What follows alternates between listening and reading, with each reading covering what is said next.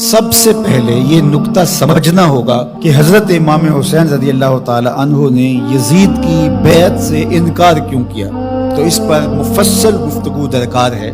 یزید کی کرتوتیں، اس کے اعمال جس کی گواہی آپ تک پہنچی تھی، اور کچھ اعمال کے چشمدید گواہ تھے، اس لیے وہ یزید کو قبول نہیں کر سکتے تھے۔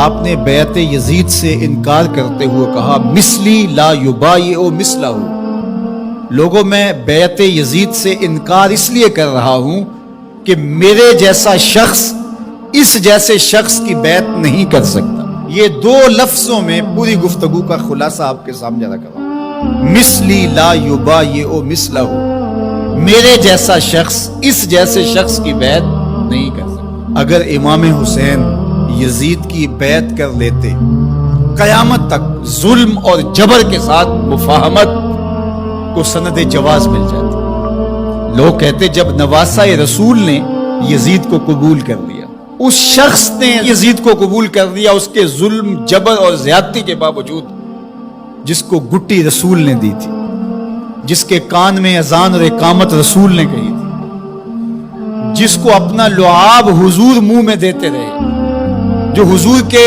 کندھوں پہ کھیلتا رہا، حضور کے سینے پہ بیٹھتا رہا، حضور کی آغوش میں کھیلتا رہا، حضور علیہ الصلوۃ والسلام نے جس کی تربیت کی اور جس کو دنیا پر اپنے دو پھولوں میں سے ایک پھول قرار دیا، خون پیمبر، نواسہ رسول، جس کو حضور ابنی کہا، وہ ابن و بنتی، میرا بھی بیٹا ہے، میری بیٹی کا بھی بیٹا ہے، جس کو اپنا بیٹا قرار دیا، جب فرزند رسول ظلم سے مفاہمت کر لیتا ہے، جبر سے مفاہمت کر لیتا ہے، تو پھر مجھے بتاؤ کہ قیامت تک کوئی ظلم اور جبر کے خلاف کھڑا ہو پاتا؟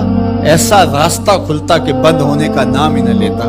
تو حضرت امام حسین رضی اللہ تعالیٰ عنہ نے کہا مثلی لا یبایع مثلہ، میرے جیسا شخص تیرے جیسے سے بیعت کر ہی نہیں سکتا۔ اب جو واقعہ ہونے والا ہے، جو صورتحال درپیش ہے، کربلا میں جو کچھ ہوتا دکھائی دے رہا ہے، وہ میری نظروں سے پوشیدہ نہیں ہے، میں دیکھ رہا ہوں کہ کیا ہونے والا ہے۔ آپ نے مقام بیضا پہ جو خطبہ دیا، راستے میں ایک مقام پڑتا ہے اعیان و انصار کے ساتھ، اور آپ نے اس میں ایک تاریخ ساز جملہ ارشاد کیا جو آپ کے فلسفہ شہادت کو اجاگر کر دیتا ہے۔ آپ نے فرمایا لوگوں، مجھے پتہ ہے میرے ساتھ کیا ہونے والا ہے۔ ظاہر آلات حرب و ضرب لے کر کے نہیں گئے تھے، اعیان و انصار اپنے ساتھ لے کر کے نہیں گئے تھے۔ نواسہ رسول آواز دیتا کہ میرے ساتھ چلو، تو کیا وہ تنہا ہوتے؟ مجھے بتائیے، اس دور میں اگر کسی کام کے لیے میں آپ کو آواز دیتا ہوں، میرے جیسا خاکسار شخص جس کی کوئی اوقات اور حیثیت ہی نہیں ہے، لیکن کتنے لوگ میرے ساتھ کھڑے ہوں گے، اور جو پیغمبر کی گود میں پلا ہو۔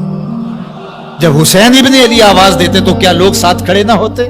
ترماح بن عدی بن حاتم، یہ حاتم تائی کا پوتا ہے، حضرت عدی بن حاتم کا فرزند ہے، جو حضور پر ایمان لائے صحابی رسول کا فرزند ہے۔ یہ راستے میں حضرت امام حسین کو ملا، تو اس نے کہا کہ حضرت اگر آپ میرے ساتھ چلے جائیں تو میں چند دنوں کے اندر 30,000 افراد کا لشکر آپ کی پشت پہ کھڑا کر دوں گا، اور پھر ہم یزید کی اینٹ سے اینٹ بجا کے رکھ دیں گے۔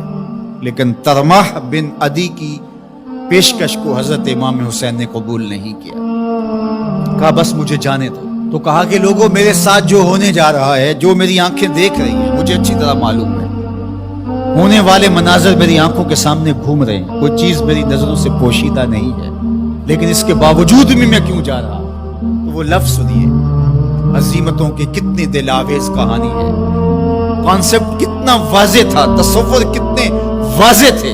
وَلَكُمْ فِيهَا أُسْوَةٌ، میں اس لیے جا رہا ہوں قیامت تک جبر، ظلم، جور اور زیادتی کے خلاف کھڑے ہونے والوں کے لیے کوئی نمونہ تو ہو۔ وَلَكُمْ فِيهَا أُسْوَةٌ، میری زندگی آنے والوں کے لیے نمونہ بن جائے کہ مفاہمت جبر سے نہیں کی جاتی، ظلم سے صلح نہیں کی جاتی، ظلم کا مقابلہ کیا جاتا ہے، چاہے کچھ بچے یا نہ بچے۔ لوگ سر بچانے کے لیے ہاتھ دے دیتے ہیں، امام نے ہاتھ بچانے کے لیے سر دے دیا۔